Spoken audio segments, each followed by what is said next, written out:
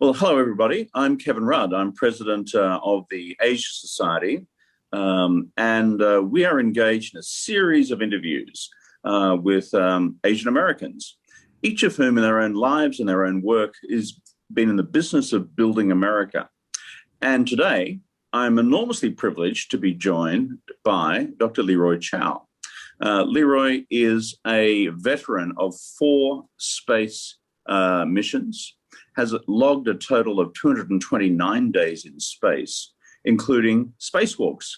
He's born in Wisconsin to parents from China. He studied in the United States, of course, with degrees from the University of California, Berkeley, and Santa Barbara, and, of course, is the first American to also visit the Astronaut Research and Training Center of China. So, Leroy, welcome to our discussion. Great to have you with us. Great to be with you. Now, tell us a little bit about your parents. What part of China did they come from? When did they move to the United States? Why did they move to the United States? I'm kind of interested. Sure. No, my parents were both originally from Shandong province in China, northern China. My father was from the western part of the province in a small farming community, kind of where Shandong and Hebei and Henan kind of come together. And my mother was from the other side of the province in the beautiful port city of Qingdao. And so she was born there, but when she was very young, her parents moved to Suzhou. And so both families actually left China right after World War II and ended up on the island of Taiwan. And so my parents met each other in university. They were still pretty young when they went over to Taiwan, young teen years kind of. And then a few years later, when they were both in university, they met each other and got married. And my older sister was actually born on Taiwan. And so my father came over to the U.S. first in the mid-1950s for graduate school. And then my mother came a year later. And by the time I was born, they were both out of school, and I was born in Milwaukee. And so I was born in the U.S., and then the family lived there for a few years. We moved to Kansas, outside of Wichita there, and then moved to the San Francisco Bay Area, where we all grew up and went to school. So what a story. From Shandong via Taiwan, then to Milwaukee, Wichita, and then the West Coast. When did you figure out, Leroy, you wanted to be an astronaut? Well, I was 8 years old when Apollo 11 landed on the moon, and so that's when the dream started for me. I was always interested in airplanes and rockets and flying. Even as a young boy, I would look at picture books and pictures of airplanes. Then when I got a little older, I'd memorize how fast and how high they could fly. The only other person in my family that was interested in aviation was my great uncle, my mother's uncle, who was taught to fly airplanes during the war by the Americans in China, and then came to the United States for advanced training and went back to fly combat missions with the Chinese Air Force during World War II. That's extraordinary. I think all of us of a particular age remember the moon landings. I was Right. 11, so that makes me infinitely older than you are, my friend. You were only 8 at the time. And as if we all abandoned school that day in Brisbane in Australia, stuck to our black and white television sets, watching Neil Armstrong take the first set. So that's when you get the idea that being an astronaut is going to be fun. Yeah. Well, you had more guts than me, my friend, because I looked at that and said, I could never do that. But you went in the reverse direction. Now, when you were in space, you became the first American to vote in a presidential election. And I think that was in 2004, the Bush-Kerry election. What was it like voting in space? Well, that's right. I was the first astronaut to vote in a presidential election from space. But one of my predecessors actually voted in a local election some years before. And so the mechanism was set up already. So it wasn't that difficult for NASA to set that up, because I had to leave the United States several months before my launch in October of 2004 to finish my training in Russia before launching out of the Baikonur Cosmodrome in Kazakhstan on a Russian rocket. And so it didn't occur to me that I needed to put in for an absentee ballot. I didn't think that far ahead. So by the time I thought about voting, I was already in Russia. This would have been in early September. And of course, the election was coming up in November. So NASA was able to very quickly set it up so that I'd be able to vote from space. And so fortunately, that mechanism was in place. It's actually fairly simple. Of course, we have email access from the International Space Station. And so I received an encrypted ballot, if you will, via a Microsoft Word document. I filled it all in and then closed it and sent it back to the registrar, and somebody in the registrar's office opened it, had the password, and transcribed my votes onto a ballot. And so that's how that worked. And since my voting in 2004, there've been at least one more. Might have been a couple more votes for president from the International Space Station. Well, imagine if that had happened in the 2020 elections, Leroy. There would have been all sorts of challenges to the Supreme Court of the United States as to whether that was a valid vote. So, right, but I'm glad you got to exercise your democratic rights in the way in which you did. You speak Mandarin, I understand. Right. Yep. That's good. And I actually learnt some of my own Chinese in Taipei. As a kid, I went there to study in the Shifan Daxue Guoyu Zhongxin. So that's part of my own upbringing. Did you learn Mandarin from your parents, or did you learn it at school? Yes, I learned from my parents. So basically learned Mandarin probably first, actually, when I was very small, but I really simultaneously learned Mandarin and English, because we grew up in, the kids, we all grew up in mainstream American communities. And so, when I was out at school or just outside with other people, I'd speak English. And then at home with my parents, we'd speak Mandarin. Now, you must be enormously proud to be an Asian American who's done so much in his career and in space. Tell me about what it feels like. I mean, carrying that banner with you. Well, you're right. I am America and being an Asian American. Yeah, no, I'm very aware of being a role model. Of course, the first Asian American NASA astronaut was Ellison Onizuka, a Japanese American, and unfortunately, he was killed in the Space Shuttle Challenger accident. And then after that, I suppose I was the first Chinese American, full Chinese American professional NASA astronaut. And so I take that role model, seriously. And so I always try to put out a positive and a positive, air or image. And of course, I go and talk to young people. When I go talk to young people, especially Asian Americans or all, young people in general, but especially Asian young people, I talk about the importance of, kind of doing the best you can and realizing your potential and having that drive to persevere even in the face of adversity. And those are the things that'll get you hopefully to your goals. Like me, you must have seen a lot of headlines about the increasing number of attacks on Asian Americans in recent times. How do you feel about that personally, given all that you've done? Well, of course, it's disappointing and really awful to read these stories, and it's unfortunate that it's happening.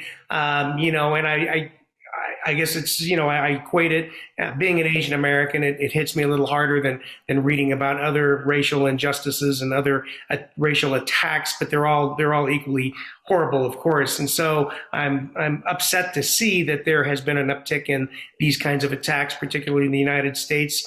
And, hopefully this will it's always there. There's always some of it there. I don't think you can have human beings together without this kind of thing happening. Having said all that, I must say that in my opinion, and I've traveled quite a bit around the world as have you, but, in my opinion, having observed different places over the years, I still feel like the United States is probably the least racist country, or people here are the least racist, people around the world, simply because we have so many people from different countries and different heritages that have come over and immigrated over all the last few hundred years.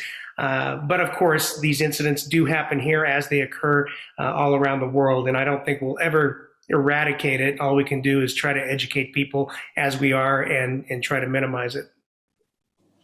Well, Leroy, I think you're right. I mean, I've lived in America the last 5 or 6 years. Yep, racism's a problem, but the overwhelming Americans, frankly, have no time for racism. Right. And they do understand the beauty of the American melting pot, the dynamism of the American melting pot, and frankly, how builds America's future because you are a melting pot.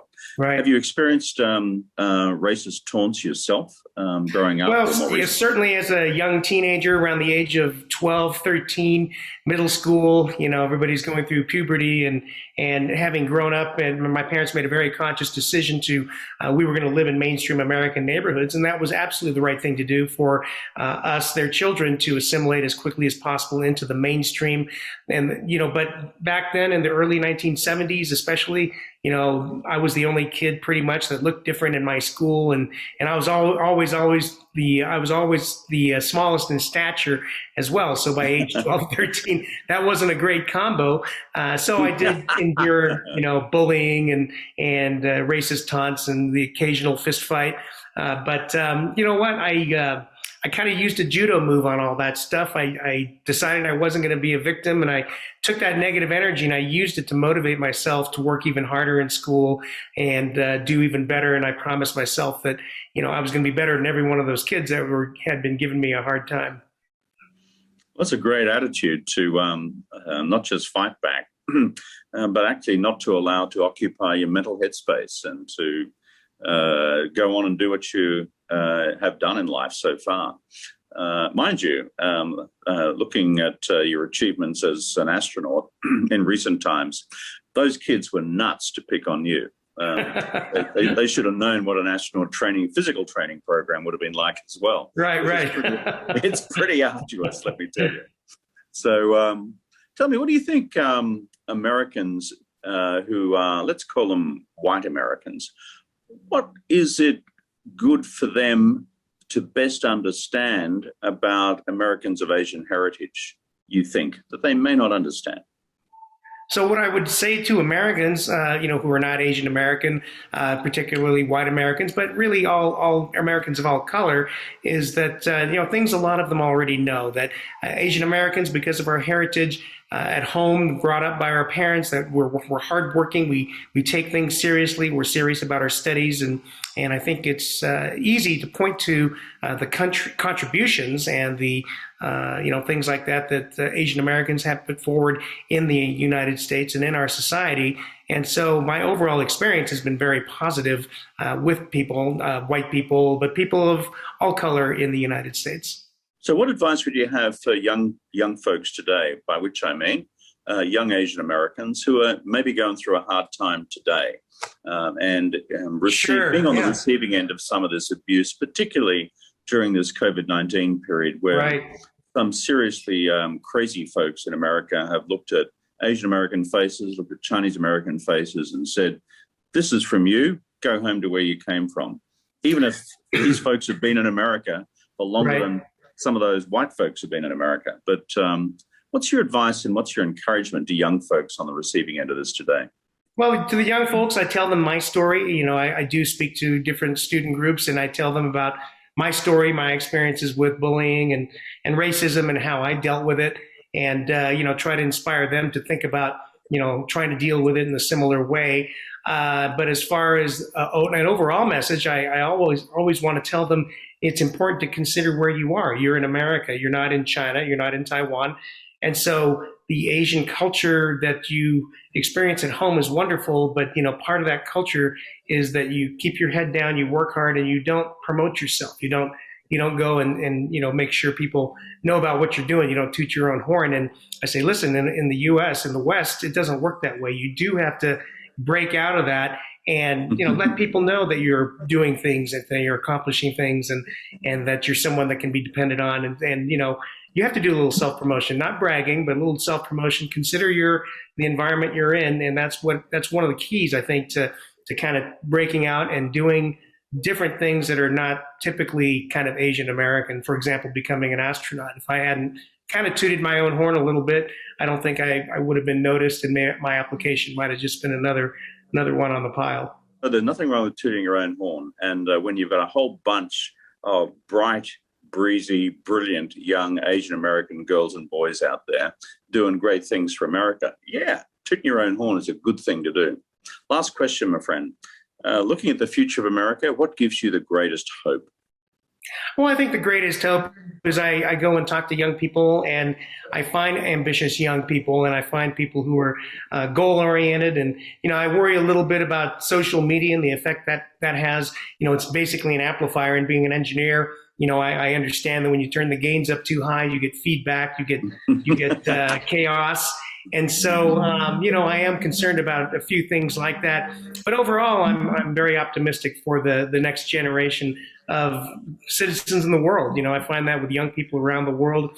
Some of the things I do with my company, One Orbit, we have been running programs in Asia up until the pandemic kind of brought that to a halt, but it's slowly starting to open back up. But I see young people in China, for example, even elementary school level kids, they also are very motivated. They also have dreams and desires and things like that.